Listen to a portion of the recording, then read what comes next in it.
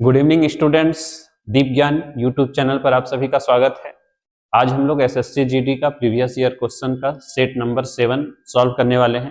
इससे पहले 6 सेट हमने सॉल्व करा दिए हैं। जिन विद्यार्थियों ने पहले के सेट नहीं देखे हैं, एक बार जाके वो प्लेलिस्ट में एसएससी जीडी नाम से प्लेलिस्ट है, उसमें जाके आप प्रीवियस ईयर क्वेश्चन का 6 सेट देख सकते हैं, ताकि आपको अंदाज लग सके कि किस तरह के प्रश्न पहले आते थे और अभी किस तरह के प्रश्न आने की संभावना है।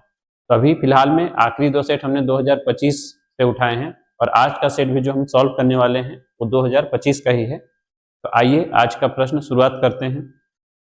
तो जैसा कि आपको पता भी होगा, मैथ्स के टोटल अब 20 प्रश्न आते हैं, 20 रीजनिंग के, 20 हिंदी या इंग्लिश में से जो भी आप सेलेक्ट करेंगे, और 20 जीएस के। तो मैथ्स के ये 20 प्रश्न हैं, तो यहाँ से हम सॉल्व भी करेंगे, साथ साथ उसका लेवल भी देखेंगे, किस लेवल के प्रश्न आए हुए हैं।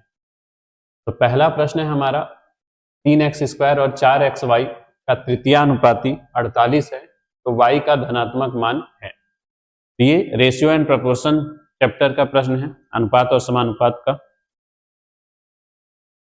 तो इसमें तृतीयानुपाती पूछा गया है। देखिए, दो संख्याएं दी गई हैं, 3x² और 4xy का तृतीयानुपाती दिया है 48।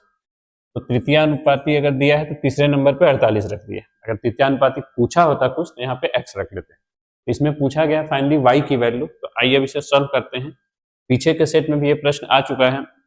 मैंने बताया था जो भी वैल्यू बीच में होती है वो 2 बार यूज होगी।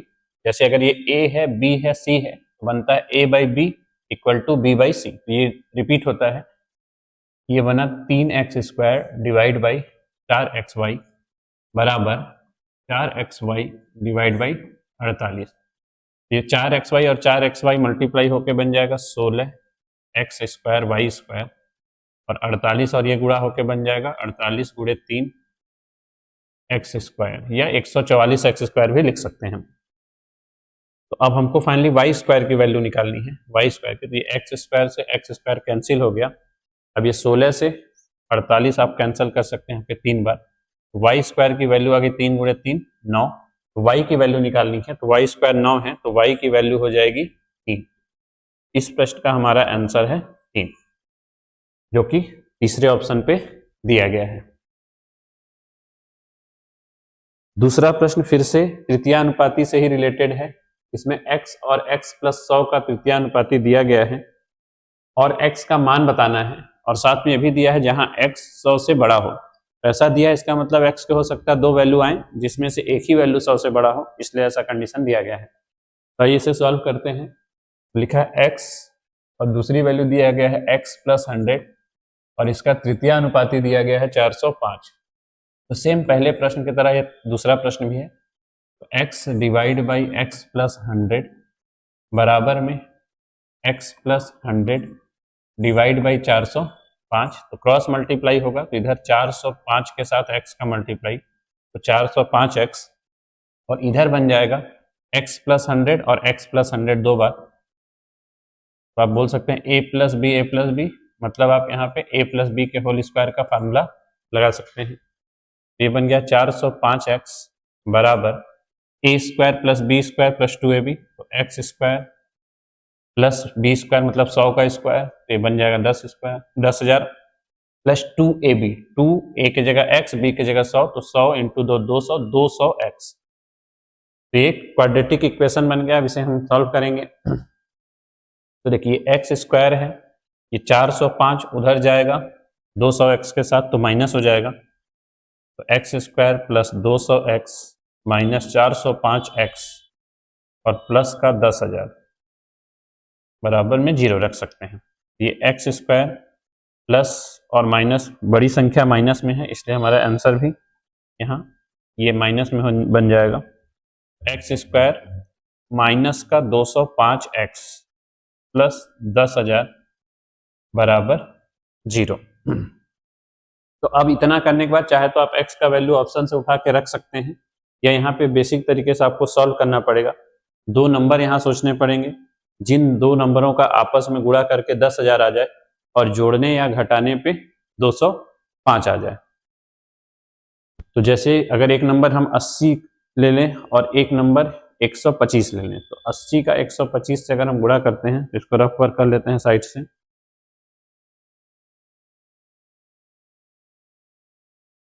तो जैसे अगर हम बोले, अगर हम दो नंबर ऐसा सोचते हैं कि एक नंबर 80 है और एक नंबर 125 है, इनको प्लस माइनस करके माइनस 205 ला सकते हैं अगर ये दोनों नंबर माइनस में ले ले तो, और इनका अगर मल्टीप्लाई कर दें तो 125 शून्य शून्य और 125 का 8 बार गुणा करेंगे तो 1000, तो ये इस प्रकार 10,000 बन जाएगा। तो दो नंबर हम क्या क्या ले सकते हैं, माइनस का 80 एक्स स्क्वायर माइनस का 80 एक्स और माइनस का 125 एक्स प्लस 10,000 बराबर 0।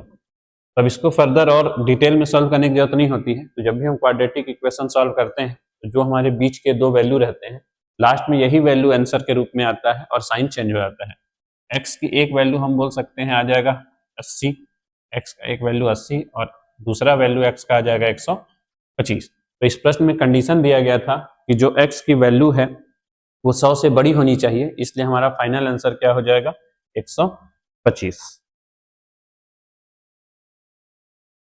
देखिए यहाँ दिया गया था कि x की जो वैल्यू है वो क्या होनी चाहिए, 100 से बड़ी होनी चाहिए, इसलिए आंसर हम किसको लगाएंगे, 125 को, मतलब थर्ड ऑप्शन हमारा इस प्रश्न का सही आंसर हो जाएगा। अगला प्रश्न है, यदि समान ब्याज दर पर 2 वर्षों में साधारण ब्याज 40 और चक्रवृद्धि ब्याज 65 है तो मूलधन क्या है। देखिए दिया है, पहले भी हम पढ़ चुके हैं कि साधारण ब्याज हमेशा हर वर्ष समान होता है, तो पहले साल भी सेम होगा और सेकेंड ईयर में भी सेम होगा। तो 2 वर्ष का साधारण ब्याज 40 रुपए दिया गया है, तो इसका मतलब पहले साल भी 20 रुपए रहा होगा साधारण ब्याज और दूसरे साल भी 20 रुपए ही रहा होगा। इसी तरह चक्रवृद्धि ब्याज पहले वर्ष उतना ही मिलता है जितना कि साधारण ब्याज, यहाँ पे चक्रवृद्धि ब्याज पहले साल 20 रहा होगा। साथ में इस लाइन को हम सेम एज इट इज लिख सकते हैं, और ध्यान क्या रखना है कि चक्रवृद्धि ब्याज हमको दूसरे वर्ष से एक्स्ट्रा मिलने लगता है, तो दूसरे वर्ष में जो चक्रवृद्धि ब्याज है वो केवल 20 नहीं मिला होगा, इसके अलावा भी मिला होगा, और वो एक्स्ट्रा कहाँ से मिलता है, पिछले साल के ब्याज पे ब्याज मिलता है। तो अब हमको यहाँ से पता था 2 साल का चक्रवृद्धि ब्याज 65 है, यहाँ तक 20 और 20 40 मिल चुका है, तो अब कितना बचा, 25, तो यहाँ पे मिला 25। तो इस प्रकार 2 साल का साधारण ब्याज 40 और 2 साल का चक्रवृद्धि ब्याज 65 हो चुका है। अब ऐसे प्रश्न में मेन हमको रेट समझना रहता है कि रेट क्या रहा होगा। अब हम बोल सकते हैं कि इस 20 पर हमको 25 का ब्याज मिला होगा, इसका मतलब अगर आप 20 रुपए लगाए होंगे तो आपको टोटल 25 का ब्याज मिला होगा। तो रेट कैसे निकलेगा, यहाँ से रेट हम कैसे निकाल सकते हैं कि हमको कितना ब्याज मिला, 25 का, किस पर मिला है, 20 पे, इंटू 100, तो 20 से 5 बार कट गया और 25 पंचे 125, तो रेट रहा होगा 125%। नॉर्मली रेट इतना बड़ा होता नहीं है, लेकिन इस प्रश्न में डेटा ऐसा दिया गया है जिसके कारण रेट हमारा काफी बड़ा अमाउंट आ रहा है, 125% का रेट आ रहा है। अब प्रश्न था कि मूलधन क्या है। तो देखिए साधारण ब्याज में पहले साल जो हमको 20 रुपए मिला होगा ब्याज के रूप में, वो मूलधन पर मिला होगा, तो मूलधन जो भी रहा होगा उसका 125% मिला होगा, तब हमको 20 रुपए मिला होगा। तो अगर हम लिख देते हैं कि मूलधन P था, इस मूलधन का हमको 125% मिला होगा, 125% का फ्रैक्शन होता है 5/4, और ये किसके बराबर है, 20 के बराबर। किसी संख्या का 125% 20 है तो वह संख्या क्या होगी, इस टाइप से समझेंगे। यहाँ से P की वैल्यू निकल जाएगी, इस 5 से 4 बार कट जाएगा और ये 4 इधर जाके गुणा हो जाएगा, तो P की वैल्यू आ गई 16, तो मूलधन क्या रहा होगा हमारा, 16।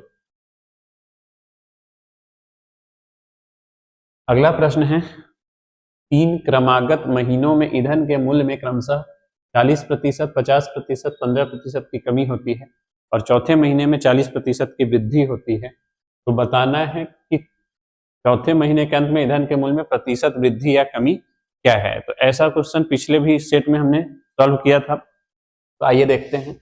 ऐसे प्रश्न में हम स्टार्टिंग मान लेते हैं कि 100 है, इसमें 3 बार क्रमागत हमको क्या करना है, 40, 50 और 10 की कमी। मैंने ये भी बताया था इन नंबर्स को हम आगे पीछे भी लिख सकते हैं, 40, 50, 10 दिया है तो अपनी सुविधा अनुसार आप कैसे भी इसको लिख सकते हैं। मैं पहले 50% लिख रहा हूँ, तो 100 का 50% कम हुआ, 50 बचा। अब इस 50 पे 40% कम कर दे रहे हैं, 50 का 40% कितना हो जाएगा, 20 हो जाएगा। 50 में 20 कम हुआ, 30 बन गया। अब 30 पे फिर 10% कम कर दे रहे हैं, तो 10% कम हुआ तो 30 का 10%, 3, तो ये 27 बन गया। ये 3 कमी हमने कर दिया है। अब बोला है अंतिम में कि चौथे महीने में 40% की वृद्धि हुई, तो अब इस पे वृद्धि हो रही है, इस पे 40% की वृद्धि हो रही है। तो 27 का 10% होता है 2.7 और उसका 40% मतलब 4 गुना लेना है, तो 27 चौको 108 मतलब 10.8 बढ़ जाएगा, 10.8 यहाँ से बढ़ेगा, तो 27 में 10.8 बढ़ेगा तो ये बन जाएगा 37.8। अब हम बोल सकते हैं कि अगर स्टार्टिंग प्राइस 100 रुपए था तो लास्ट में वो बन चुका है 37.8। तो अगर 100 रुपए की वस्तु 37 रुपए 80 पैसे में मिलने लगेगी तो हम क्या बोलेंगे, कितने रुपए का कमी आ गया, 62.2 का। 100 में 37.8 माइनस कर देंगे तो आएगा 62.2, जो कि हमारा देखते हैं किस ऑप्शन में है। ये डायरेक्टली किसी ऑप्शन में दिख रहा, एक बार क्रॉस चेक कर लेते हैं इसको। 50% कम हुआ 40%, और देखिए यहाँ पे बाई मिस्टेक यहाँ हमने 10 लिख दिया था, प्रश्न में यहाँ 15 दिया था, तो इस कारण से नहीं मैच हो रहा है। अभी इसको आप 15 रख के सॉल्व कर लीजिएगा, या तो क्वेश्चन हम अभी चेंज कर दे रहे हैं फिलहाल के लिए, इस 15 को 10 कर दे रहे हैं। तो हमने क्योंकि 10% यहाँ रख के सॉल्व किया था तो उसके अकॉर्डिंग आंसर आ रहा है 100 में 37.8 कम हो गया तो 62.2 आंसर आ जाएगा, 62.2%। आप इसको एक बार 10% की जगह 15% रख के सेम इसी प्रोसेस से सॉल्व कर सकते हैं। अगला प्रश्न है, यदि एक अर्धगोले की त्रिज्या 13√3 सेंटीमीटर स्क्वायर है तो इसका वक्र पृष्ठ क्षेत्रफल ज्ञात कीजिए।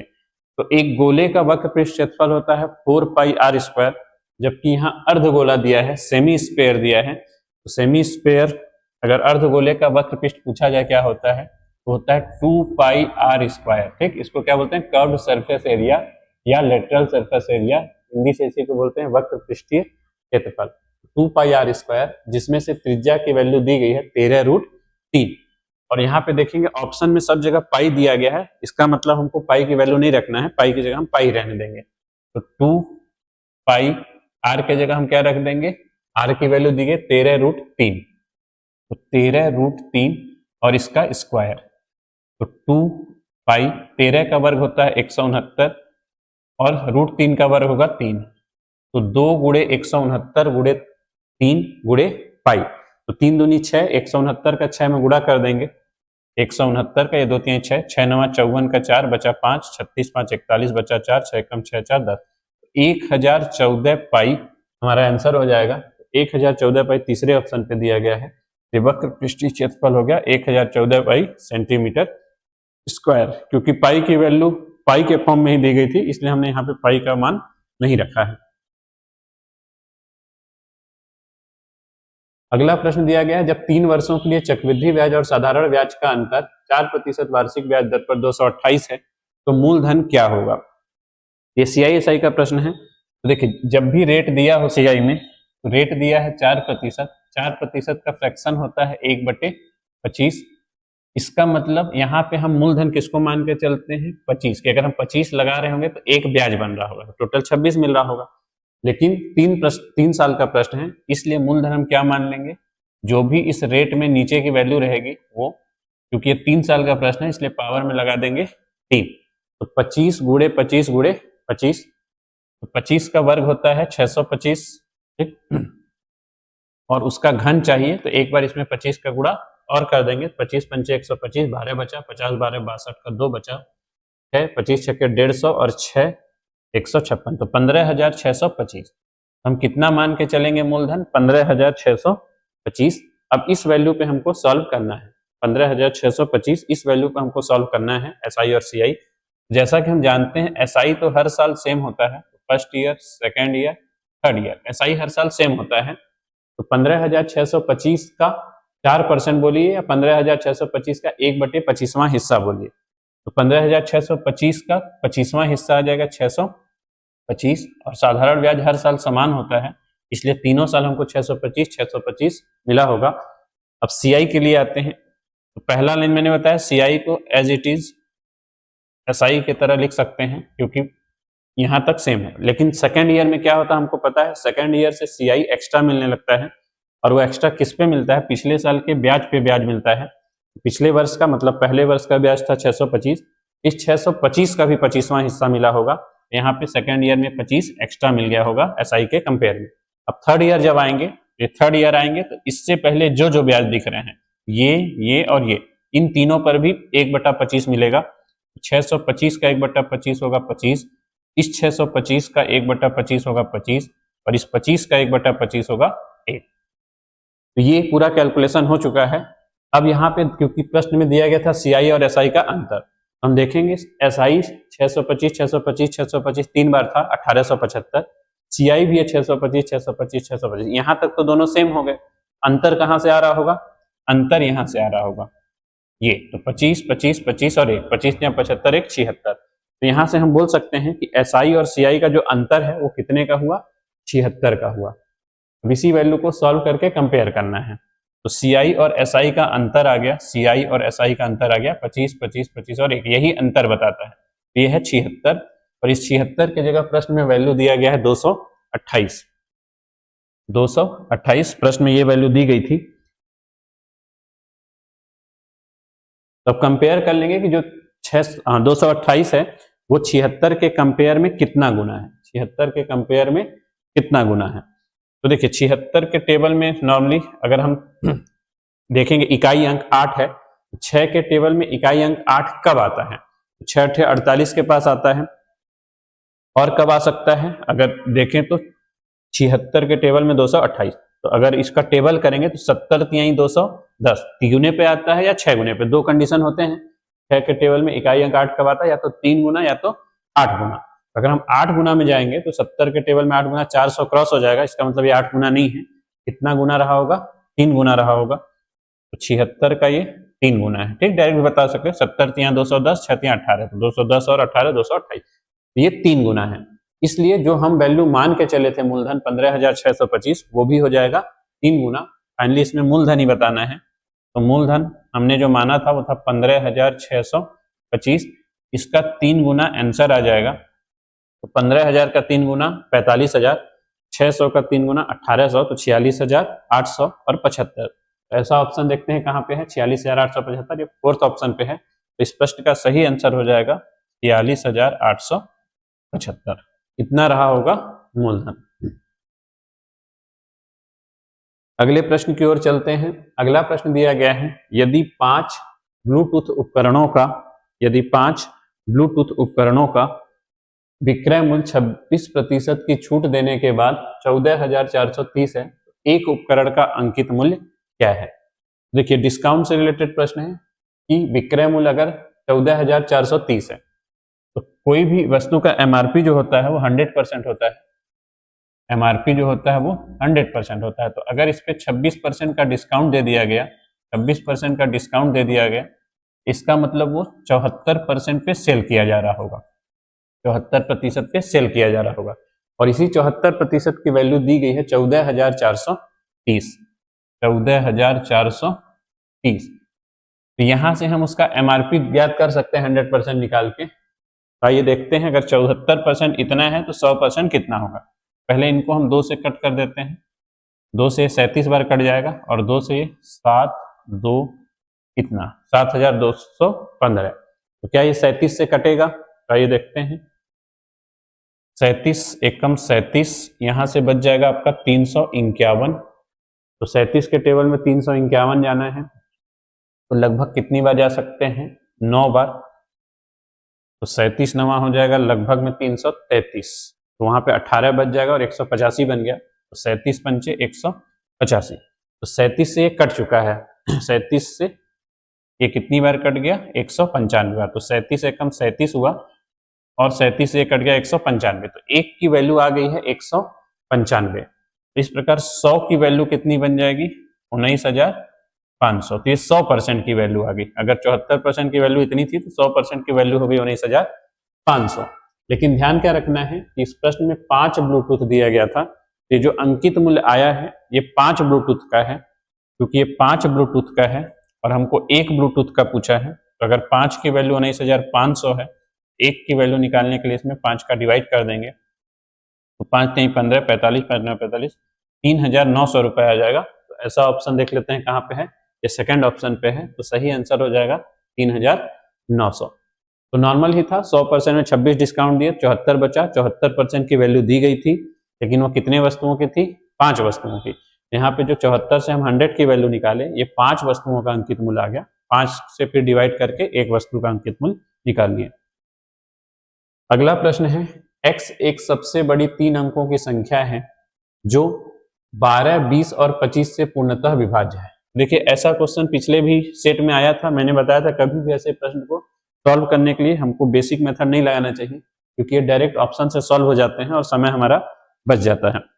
देखिए x एक सबसे बड़ी 3 अंकों की संख्या है जो 12 से, 20 से और 25 से इन सबसे पूर्ण विभाजित है। तो x के अंकों का योग, अब देखिए x अगर वैल्यू पूछा होता संख्या क्या है, तब हम डायरेक्ट ऑप्शन से विभाजिता का नियम लगा के सॉल्व कर सकते थे। कैसे करते कि 12 के फैक्टर क्या क्या होते हैं, 3 और 4 या 2 भी लिख सकते हैं आप समझने के। इसका मेन 4 और 5, 25 का मतलब 5 ही, 5 ऑलरेडी आ गया। तो इसका मतलब जो संख्या रही होगी 3 अंकों की सबसे बड़ी, वो संख्या इन सब से पूरा पूरा कट जाना चाहिए। अगर संख्या पूछा होता तो हम ऑप्शन से संख्या इसका विभाजिता का नियम लगा के चेक कर लेते, लेकिन यहाँ पे संख्या न पूछ करके उस संख्या के अंकों का योग आया है। हालांकि हम इसको भी ऑप्शन से कर सकते हैं, लेकिन डिपेंड करेगा कि ऑप्शन ऐसा एक ही है या एक से ज्यादा। तो आइए देखते हैं। तो जैसे कि नंबर सिस्टम में पढ़ा जाता है, कोई संख्या अगर 3 से कट रही है, अगर कोई संख्या 3 से कट रही है तो इसका मतलब उसमें जितने भी अंक यूज हुए होंगे उस संख्या में, उन सबको हम जोड़ेंगे वो भी 3 से कट जाएगा। यहाँ पे रियल में तो यही बताना था कि वो संख्या जो कटी होगी उसके अंकों का योग। तो अगर वो संख्या 3 से कटी है और उसके अंकों का योग निकालना है, तो जो अंकों का योग आ रहा होगा वो भी 3 से कटना चाहिए। अब देखते हैं अंकों का योग क्या क्या दिया है, 7 दिया है। तो अगर अंकों का योग उस संख्या का 7 रहा होता तो संख्या 3 से नहीं कटी रहती, इसलिए ऑप्शन गलत है। 8 भी नहीं हो सकता, 5 भी नहीं हो सकता, सही आंसर क्या आ जाएगा, 9। तो यहाँ ऑप्शन से हो गया। अगर ऑप्शन में 2 जगह 3 से कटने वाला नंबर रहा होता 9 के अलावा भी, तब हमको संख्या बेसिक तरीके से निकालनी पड़ी होती, लेकिन ऑप्शन में ऐसा एक ही नंबर है, तो यहाँ पे हम ऑप्शन का यूज करके इजिली सॉल्व कर सकते थे। अगला प्रश्न है, एक खुदरा विक्रेता 22,400 रुपए में 12 जोड़ी जूते खरीदता है और उसका अतिरिक्त व्यय 1,600 रुपए है। यदि वह इन 12 जोड़ी जूतों को बिक्री से 28,500 रुपए प्राप्त करता है तो उसका लाभ प्रतिशत। तो ये प्रॉफिट और लॉस का प्रश्न है। तो प्रॉफिट लॉस में बताया जाता है कि कॉस्ट प्राइस केवल जितने में खरीदा जाता है वही बस नहीं होता है, अगर उसके खरीदने के बाद उसमें कुछ मरम्मत लग रहा हो, मेंटेनेंस चार्ज, या उसको लाने ले जाने का लॉजिस्टिक लग रहा हो, तो वो सब भी कॉस्ट में ही ऐड होते हैं। तो यहाँ पे देखिए खुदरा विक्रेता ने 22,400 में जूते खरीदे, तो अगर पूछा जाए जूते का टोटल कॉस्ट क्या बना, टोटल कॉस्ट 22,400 में तो जूते खरीद के लाया है और साथ में उसमें 1,600 रुपए और लगाया है। ठीक, 1,600 रुपए उसमें और लगाया है अतिरिक्त व्यय। इस प्रकार जूते का टोटल प्राइस बन गया 24,000 रुपए, जो उसको लग गया जूते खरीदते समय। अब इस 24,000 रुपए जूते के खरीद कर जब वो बेचा है तो उससे 28,500 रुपए प्राप्त हुए हैं। इसका मतलब वो सेलिंग प्राइस है 28,500। तो 24,000 रुपए का जूता खरीद कर 28,500 में कोई अगर बेच देगा तो उसका प्रॉफिट कितने का हो गया, 4,500 का। लेकिन प्रॉफिट कभी भी रुपए में जल्दी नहीं पूछा जाता है, हमेशा परसेंट में पूछा जाता है। यहाँ पे परसेंट निकालना पड़ेगा। प्रॉफिट का परसेंट क्या होता है, प्रॉफिट का परसेंट होता है profit divide by cost price into 100। तो ये 1 2 3 1 2 3 ये जीरो कट गए, 450 है ऊपर और नीचे है 24। इसको आप और फर्दर क्लासिफिकेशन कर सकते हैं, 6 से ये 4 बार, 6 से ये 75 बार, 75/4। तो 75/4 क्या होता है, 18.75, 18.75। तो ये उसका प्रॉफिट रहा होगा 18.75%। अगला प्रश्न है सिंप्लीफिकेशन का, तो इसको हम इसी एक लाइन में सॉल्व करने का प्रयास करेंगे। तो जैसे देखिए इसमें आया है प्लस है, गुणा है और ब्रैकेट है। सबसे पहले ब्रैकेट सॉल्व होता है, तो 7 में 6 गया ये 1 बन जाएगा, 7 में 6 गया ये 1 बन गया।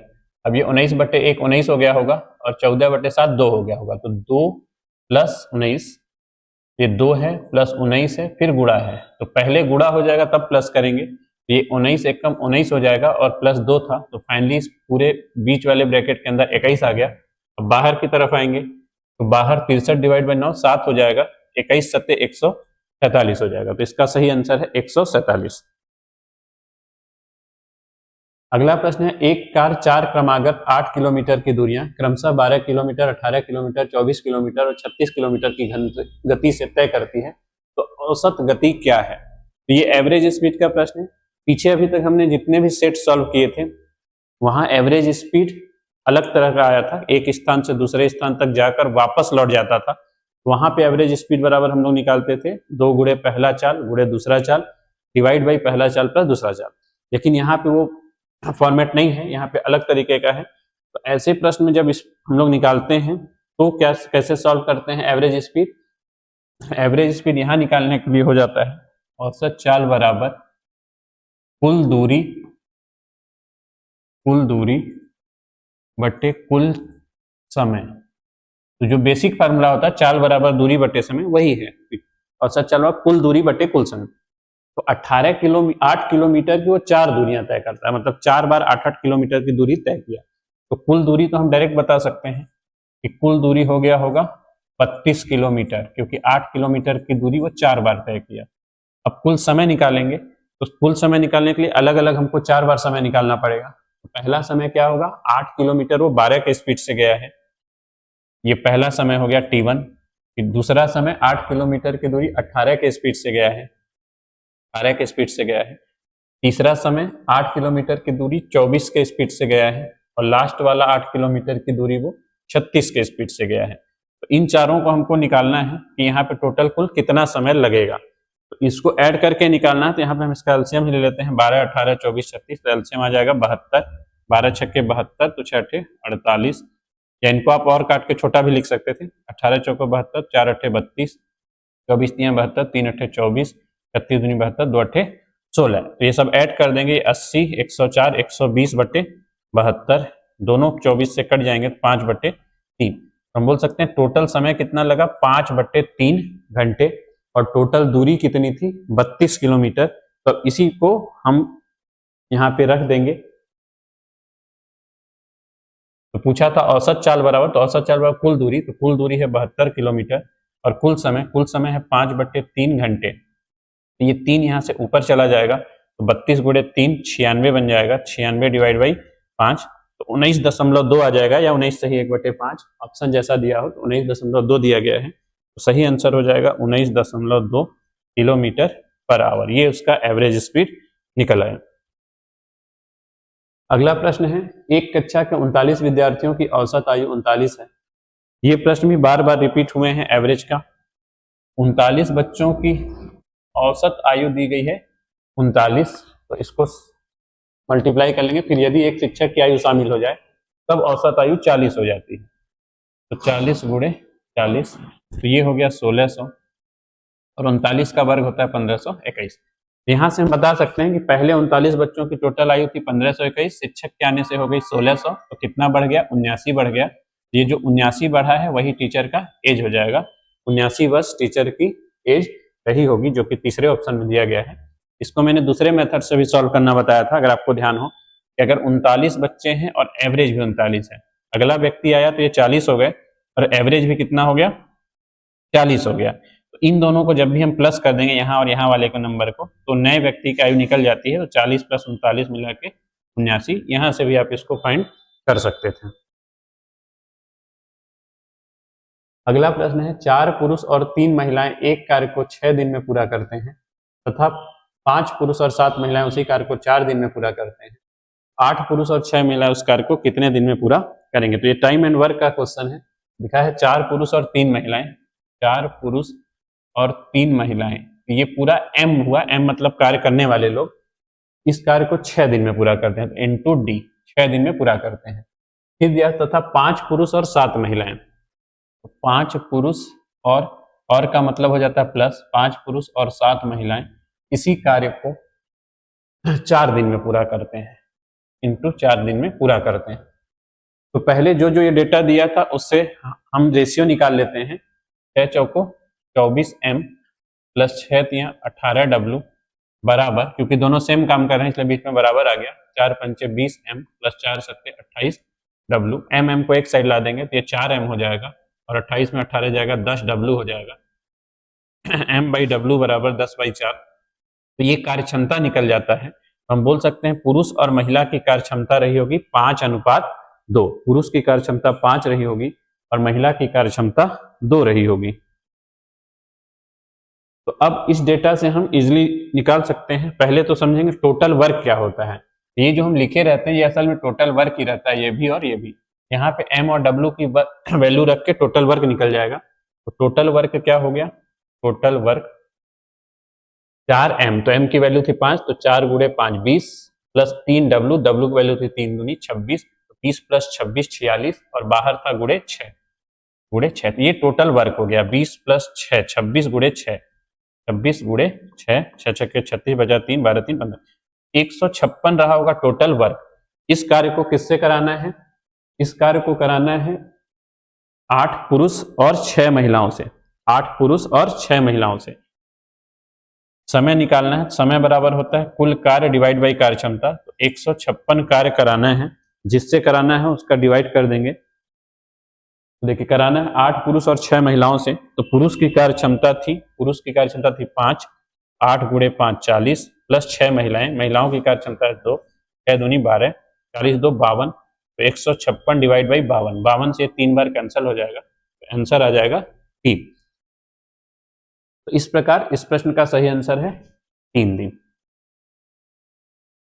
तो अगला प्रश्न देखते हैं।